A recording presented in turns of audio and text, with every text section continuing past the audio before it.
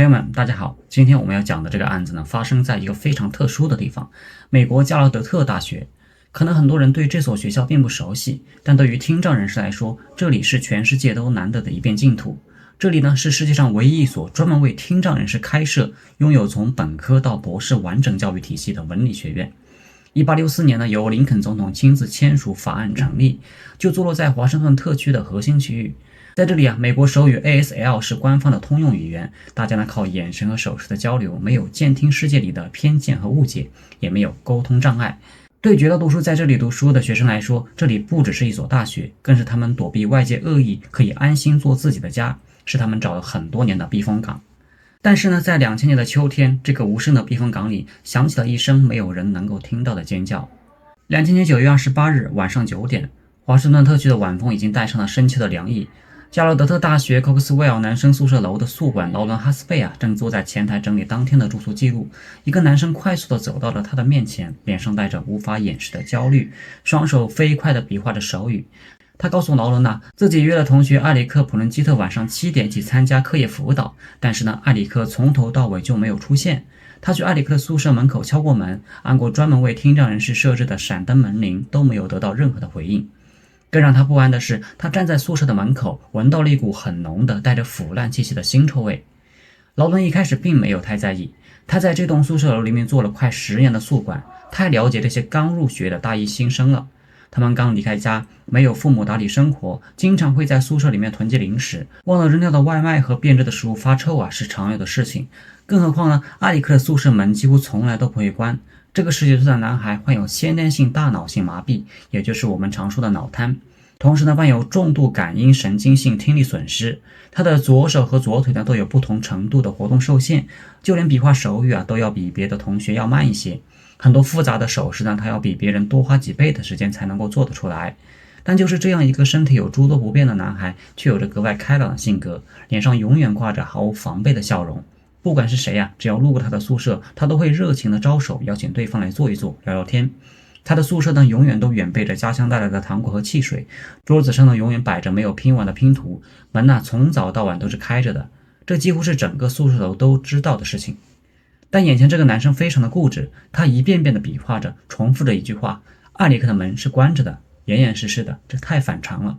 劳伦看着他严肃的表情，心里面也咯噔了一下。他放下了手里的文件，叫上了另一位男宿管托马斯·科赫。按照学校的规定呢，宿管进入学生宿舍之前呢，必须有一男一女2名工作人员同时在场。2个人走到了宿舍楼1层里面最里面的那间宿舍，也就是埃里克的房间。果然呢，门是关着的，严丝合缝，没有留一点的缝隙。托马斯伸手按了边上的闪灯门铃，门上的指示灯快速的闪烁着，这是专门为听障学生设置的门铃，不会发出任何的声音，只会用持续的灯光提醒房间里面的人有人来访。但是几秒钟过去了，房间里面还是没有任何的动静，门还是关得死死的。劳伦的心跳开始不受控制的加快，他拿出万能的房卡贴近门锁，滴的一声轻响，门锁开了。门推开的那一瞬间，一股浓烈的血腥味扑面而来，混合着淡淡的腐烂气息，呛得2个人瞬间屏住了呼吸，胃里面一阵翻江倒海。房间里的顶灯是开着的，电脑屏幕还亮着，屏幕上还是没有写完的课程论文。但眼前的景象让2个在校园里面待了10几年的老员工瞬间僵在了原地，浑身的血液仿佛在这一刻冻住了。埃里克躺在了宿舍的地板上一动不动，身上、地上、雪白的墙面上到处都是喷溅状的暗红色血迹。他的身边倒着一把金属框架的办公椅，椅子的腿上沾满了已经半凝固的血，还有一件肉眼可见的人体组织。房间里面有明显的打斗痕迹，桌椅东倒西歪，书架上的书散落了一地，但是门窗完好，没有任何强行闯入的痕迹。窗户呢是从里面锁死的，门锁呢也没有被暴力破坏的痕迹。劳伦的手开始不受控制的发抖，他拿出手机拨通了911。他不会知道这通电话呢只是这场无声噩梦的开始。4个月之后，同样的宿舍楼里第2起谋杀案会再次发生，而那个夺走了2条人命的凶手从一开始就藏在了他们身边，用他们最熟悉的手语笑着和他们打招呼，掩盖着最残忍的秘密。华盛顿特区大都会警察的探员很快就赶到了现场，他们封锁了整栋宿舍楼，拉起了警戒线。法医和现场的勘查人员进入了埃里克的宿舍，开始了细致的取证工作。对于这些监听的探员来说，这是他们职业生涯中遇到的最特殊的案发现场之一。这是一个完全无声的空间，受害者是一名带有听力障碍、肢体活动受限的19岁男孩。他在遭遇袭击的时候无法发出呼救，就算他拼尽全力拍打地面、撞向墙壁，也很难被隔壁宿舍的同学注意到。而凶手显然也是利用了这一点，他在这个无声的房间里面完成了整场暴行，没有引起任何人的注意。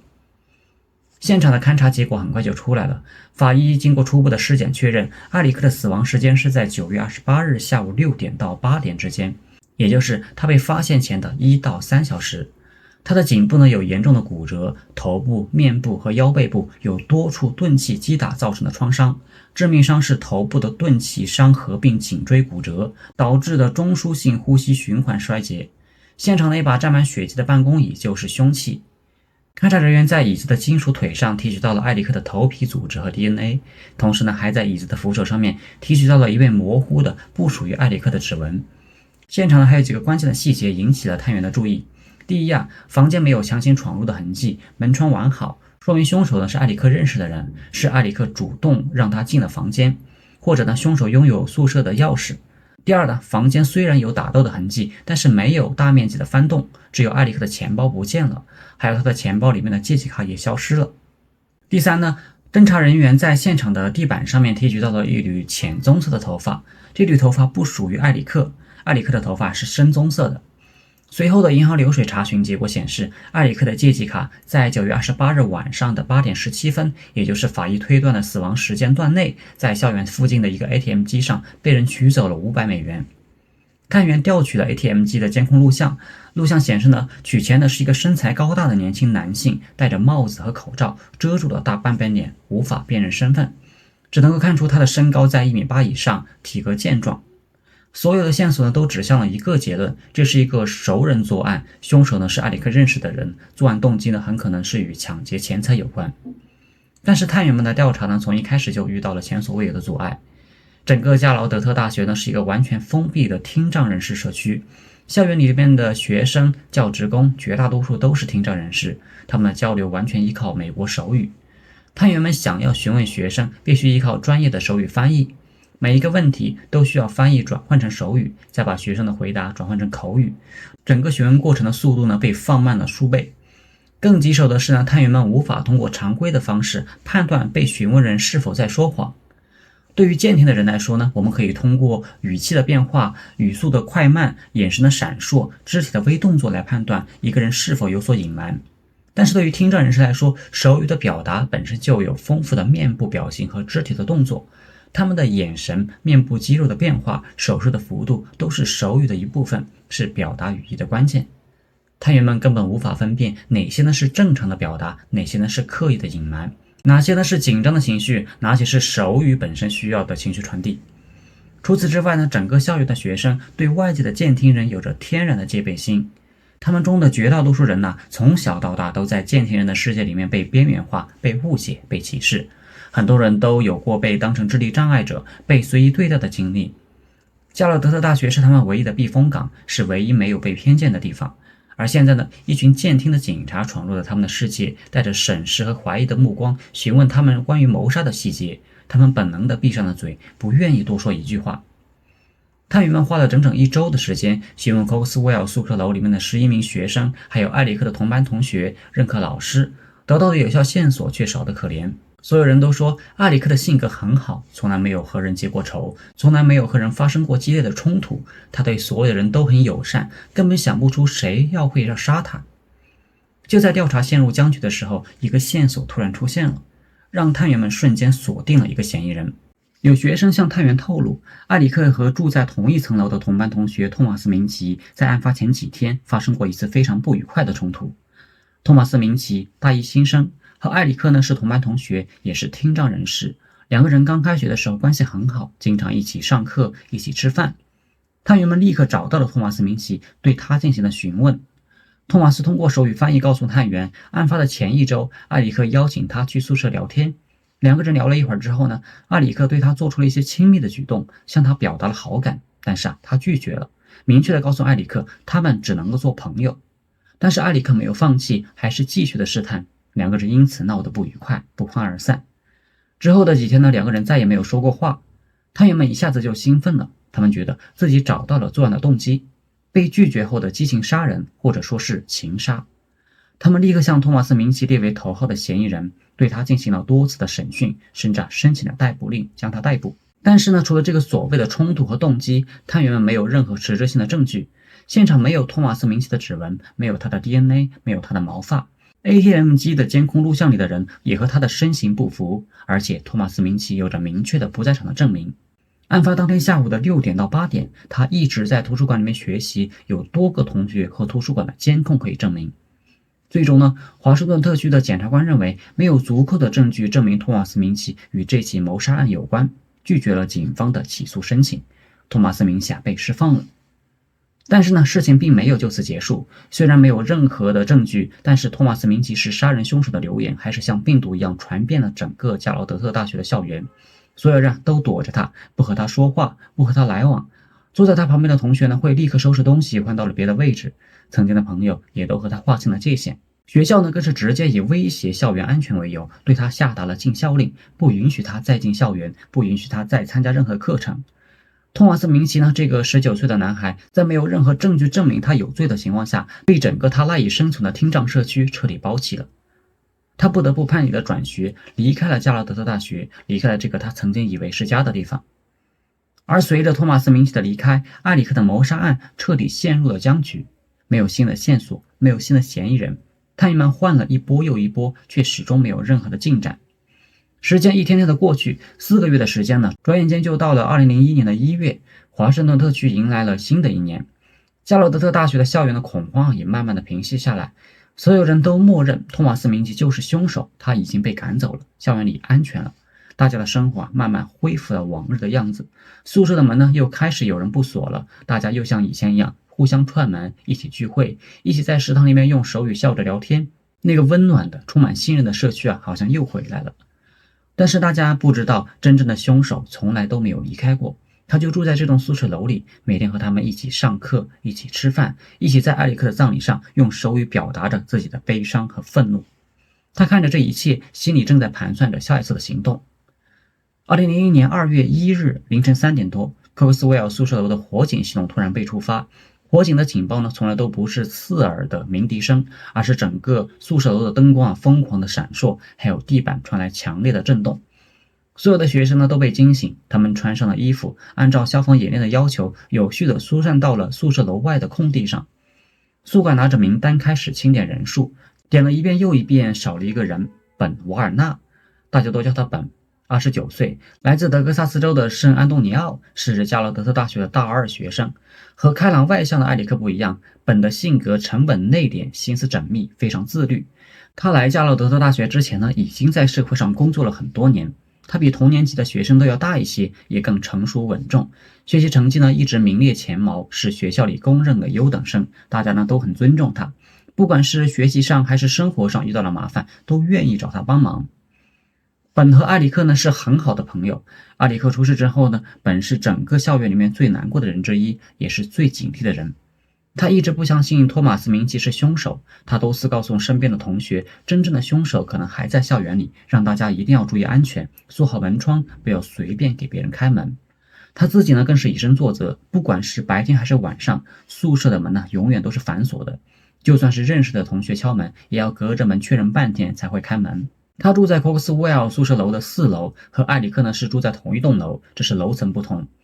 宿管一开始觉得本可能是疏散的时候走到了别的地方，没在清点的人群里。但是等了10几分钟，火警被确认是误报，解除了警报，所有的学生都回到了宿舍楼里，还是没有人见过本。宿管的心里瞬间升起了一股强烈的不安。埃里克的案子呢才过去了4个月，他不敢有丝毫的掉以轻心。他立刻叫上了同事还有学校的安保人员，一起往4楼的本的宿舍走了过去。他们走到本的宿舍门口发现门是虚掩着的，没有锁死，只留了一条缝。宿舍的心跳呢瞬间漏了半拍，他伸手敲了敲门，轻轻地推了一下，门开了。扑面而来的又是那股熟悉的浓烈的让人窒息的血腥味。本呢躺在了宿舍楼的地板上，身上盖着一条毯子，地上、墙上、床上、书桌上到处都是喷溅的血迹，比4个月前埃里克的现场还要惨烈。本的身上呢有10几处刀伤，胸口、腹部、手臂上到处都是。他的手臂和手掌有大量的防御伤，说明他和凶手进行了非常激烈的、持续的很长时间的搏斗。他的左手呢紧紧地攥着，里面是一缕浅棕色的头发，显然呢是在搏斗的时候从凶手的头上硬生生扯下来的。现场的地板上吊着一把带血的水果刀，刀刃已经卷了边。房间里带有明显的翻动痕迹，本的钱包被掏空了，扔在地上，支票簿不见了，银行卡也消失了。门窗同样完好，没有强行闯入的痕迹，说明凶手依然是本认识的人，是本主动放进来的。宿管的腿瞬间软了，他扶着墙，再次拿出手机，再次拨通了911。整个加罗德特大学彻底炸了。同一栋宿舍楼，时隔4个月，第2起谋杀案，所有人都陷入了极致的恐慌和绝望。之前呢，他们都觉得凶手是托马斯·明奇，已经被赶走了。但是呢，托马斯·明奇根本不在校园里，第2起案子还是发生了。这意味着真正的凶手一直都在校园里，一直都在他们的身边，和他们一起上课，一起吃饭，一起聊天，甚至呢，在他们害怕的时候，还会用手语安慰他们。整个加罗德特大学瞬间从一个温暖的避风港变成了一个人人自危的孤岛。所有的学生都不敢单独出门，不敢单独的待在宿舍里。就算是白天呢，宿舍的门也会是锁得死死的。就算是认识了很久的人的同学敲门也要隔着门反复的确认才敢开门。原本热闹的校园变得死气沉沉。食堂里面没有人用手语聊天，教室里没有人交流，大家都用警惕的怀疑的眼神看着身边的每一个人。曾经最亲密的朋友，现在也变得彼此不信任。最让人绝望的是这个世界的无声属性。在监听的世界里，遇到了危险，你可以大声呼叫，可以尖叫，可以喊救命，总会有人听得到，总会有人来帮你。但是呢，在这个世界，在这个无声的世界里，就算你拼尽全力，也发不出任何的声音。就算你被人袭击，就算你拼命的拍打墙壁，摔碎东西，也很难被隔壁的人注意到。这种深入骨髓的绝望，像一张密不透风的网，笼罩了整个校园，笼罩住了每一个人。这一次呢，负责案件的探员们终于清醒过来，他们意识到自己从一开始就走错了方向。2起案件是同一个凶手干的，这是一起连环的谋杀案。探员们重新梳理了2起案件的共同点。第一都发生在 Coxwell 宿舍楼，受害者是听障学生，都是熟人作案，没有强行闯入的痕迹。第二2名受害者都和凶手认识，并且对凶手没有任何的防备之心。第三2名受害者的财物都被抢走了，凶手的核心动机就是抢劫，而不是他们之前认为的情杀或者是激情杀人。这一次探员们的调查方向非常的明确。首先是本的银行账户，他们第一时间联系了本的开户银行，调取了本的账户流水。结果很快就出来，就在2月2日，也就是本死后的第2天，有人拿着一张本的个人支票去银行柜台兑现了$650。支票的收款人签名清楚地写着一个名字：约瑟夫·梅萨。看到这个名字所有探员都瞬间精神了。约瑟夫·梅萨这个名字他们太熟悉了。4个月前艾里克的谋杀案里，他是第一个告诉宿管艾里克的房间有异味的人，是第一个发现异常的报案人。他住在艾里克的宿舍对面，是艾里克的同班同学。警方在案发后第一时间就询问过他，但是当时他们完全没有怀疑过这个报案人。探员们立刻调取了银行的监控录像，监控画面清晰地显示2月2日的下午，一个身材高大的年轻男子走进了银行，拿着本的支票在柜台兑现了$650。银行的工作人员核对了他的身份证，身份证上面的照片和名字都明确地指向了同一个人，约瑟夫·梅萨。探员们立刻回头重新调取了艾里克案发当晚 ATM 机的监控录像。经过技术处理，他们清晰地看到那个戴着帽子和口罩取钱的人身形、身高、走路的姿态和银行监控里的约瑟夫·梅萨完全吻合。所有的线索都像潮水一样涌向了约瑟夫·梅萨。约瑟夫·梅萨20岁，来自关岛，是加劳德特大学的大一新生，听障人士，身高1.83米，体格健壮，是学校篮球队的队员。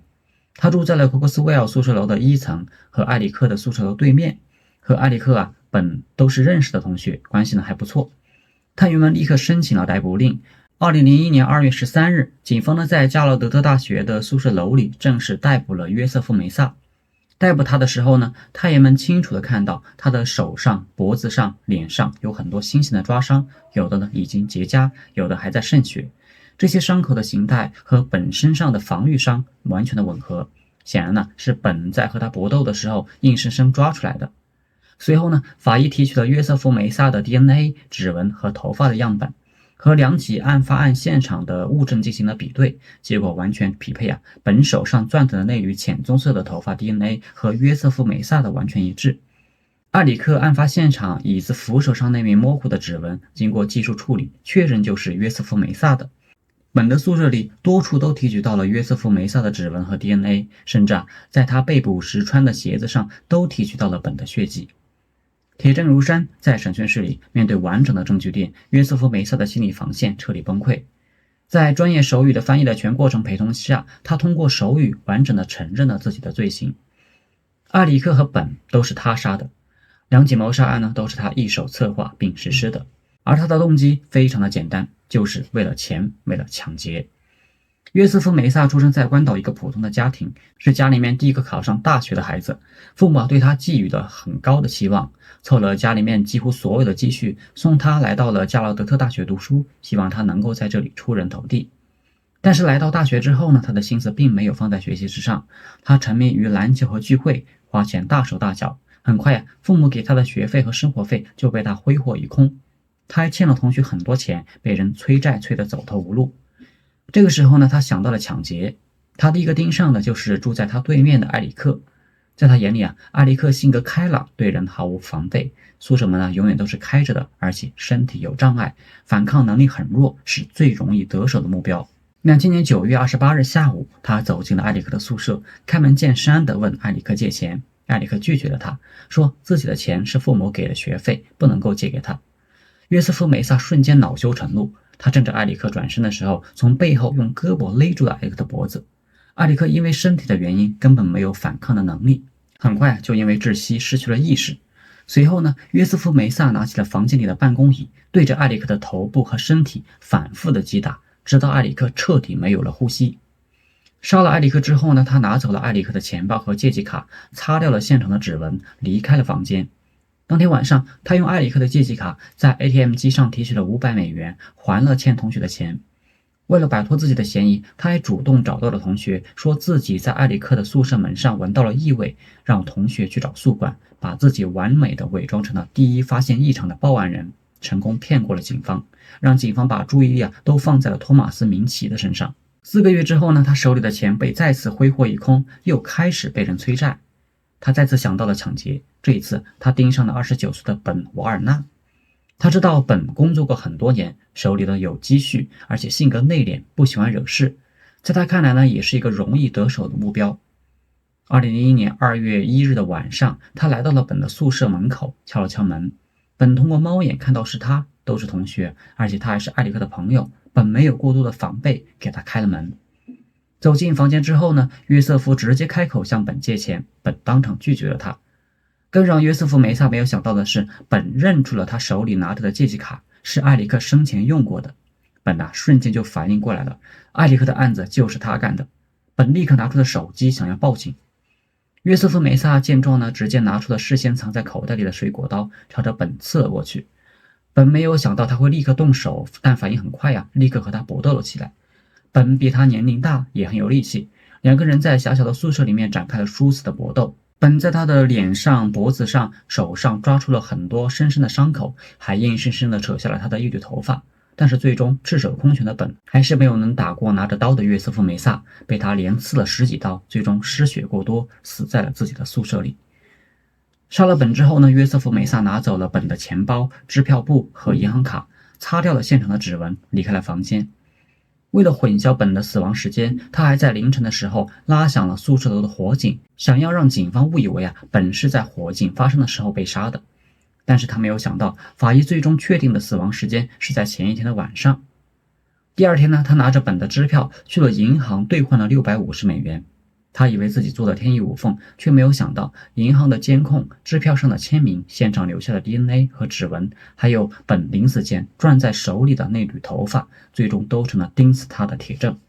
2002年5月，约瑟夫·梅萨被送上了华盛顿特区的高等法院的法庭。他被指控2项1级谋杀罪、多项抢劫罪、盗窃罪和伪造文书罪。在法庭上，他的辩护律师为他做了精神失常的辩护，声称他因为从小听障，长期受歧视，有严重的心理障碍，无法控制自己的行为。但是陪审团完全不认可这个辩护，因为他的2起谋杀案都是有预谋、有计划，作案之后呢会销毁证据、伪装现场、嫁祸他人。他完全清楚自己的行为，也知道自己的行为是违法的。陪审团经过3个小时的商议，最终做出了裁决。约瑟夫·梅萨所有的罪名全部成立。2002年7月10日，法官正式宣判，判处约瑟夫·梅萨2个连续的无期徒刑，不得假释。直到今天呢，他仍然在美国联邦监狱里面服刑。2起谋杀案呢，夺走了2个年轻人的生命。19岁的埃里克终于来到了自己梦寐以求的没有偏见的避风港，却在这里永远停下了脚步。29岁的本努力了半辈子，想要在这个无障碍的世界里实现自己的人生价值，最终倒在了自己的宿舍里。这个无声的世界曾经充满了光和温暖，但是也藏着没有人能够听到的尖叫和无法被看穿的恶意。好了，今天的故事呢就分享到这里，感谢你的观看，我们下期再会。